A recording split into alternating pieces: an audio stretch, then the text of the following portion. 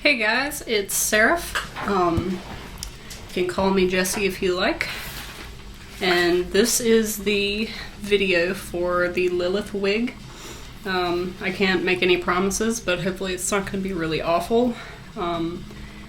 This is going to be Lilith from Borderlands 2, and I'll kind of go through the materials that you need and at least what I'm using to do this.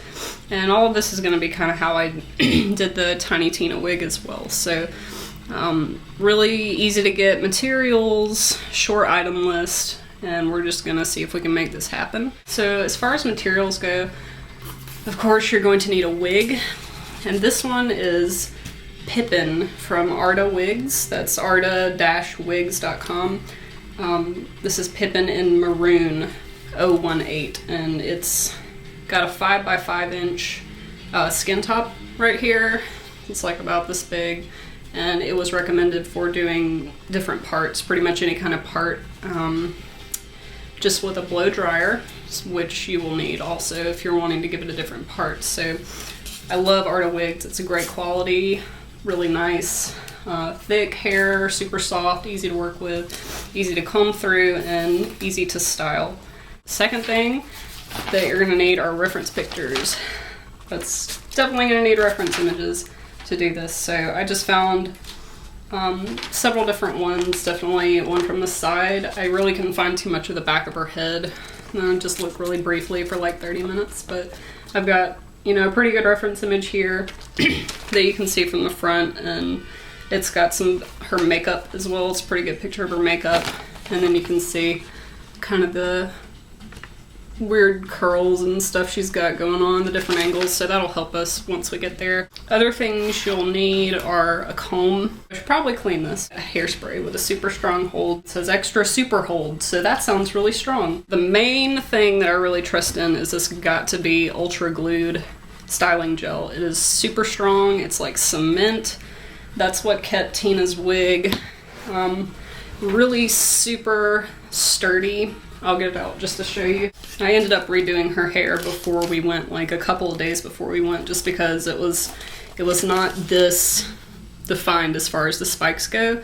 It was like more fluffy and kind of like natural hair would be. But since it's, you know, really stylized and the game's really stylized, I wanted to go back and give it more spiky. And the majority of this is that styling gel. The tips are really hard, and I just kind of pulled them together.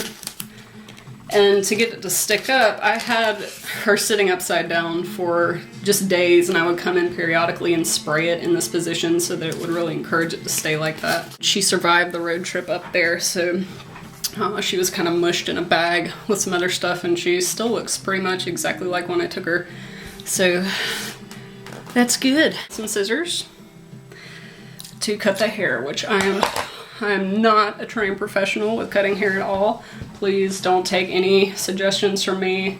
If this works out, great, but do not take this into your own hands with your own hair. I do not recommend that. Scissors, styling gel, hairspray, comb, reference images, and your wig. And that's pretty much a blow dryer, but that's pretty much all that I'm going to be using to style her hair. So we'll see how this goes.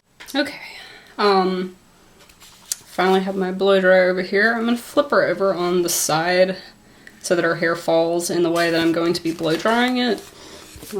That'll just give me a little bit less work to do as far as clipping it out of the way or whatever, and it'll already be falling in that direction. So I'm just going to kind of comb it while it's over here, and then loud noise. And you can tell it's already really taking to the blow dryer. It's already laying flat and calming down, as opposed to what it was, which is all crazy because it was flipped over here. And on the left side, just do the same thing. Now that it's got this nice side part, which is great, no more problems. In the reference picture, her part goes back pretty far along her head. Actually goes kind of like this little curve like that. That'll probably be more of hairspray toward the end, getting it to behave like that because it's all kind of flowing back once it hits those wefts of hair.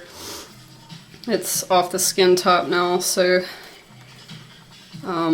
keeping it in that kind of a curve along the side of her head is going to be more volume and hairspray. Definitely don't put too much heat on it because it is still a synthetic wig, and the hair will start to crimp and melt pretty much. You'll kind of see it start to get kind of weird. That's when you need to stop. So I'm just going to kind of comb back through it again now that we have our basic part established. And then we can get started on kind of sectioning out the hair.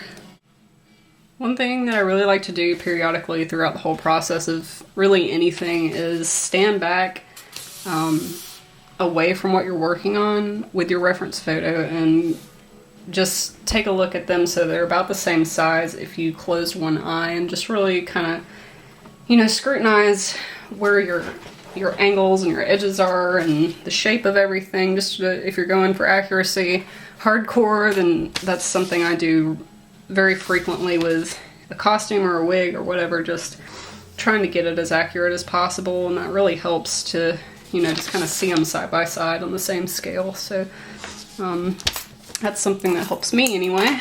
This is going to be my reference image pretty much throughout until we get to the side / back of her head. Like I said, I couldn't really find a good one of the back of her head. This is about the best side profile that I could find, and you can tell the length and some of the color in the back. So we'll be using these two for the most part. Just kind of looking at her hair, she's got a couple of really huge chunks right in the front, like this one, and then there's like a big chunk down here. So try to plan out in your mind when you're working on a wig, kind of portion out your hair. If you see that there's a lot of hair on one side or in the back, be cautious of that, and just keep it in mind if you start on the opposite side, or if you kind of, how you work around your wig, just make sure that you're portioning out your hair so that you're going to have that bulk on the side you need, or if you need to sew in more hair, then so be it. But I try to avoid that because I haven't done it before. I know I'm going to have to do it one day, but if I can do it without having to add hair, then that's awesome. Clip that out of the way, just keep your hair from the rest of the hair that you're not working on from getting caught in the stickiness of what you will be working on. So take off any rings or anything. I would keep your hair out of the way because this stuff is super, super sticky, very thick. It says non-sticky, but it's very sticky. Once it dries, it's not. It's got crazy hold and no flakes, and it really doesn't. It doesn't have any flakes, and it's not sticky once it dries, but working, it is extremely, extremely thick and sticky.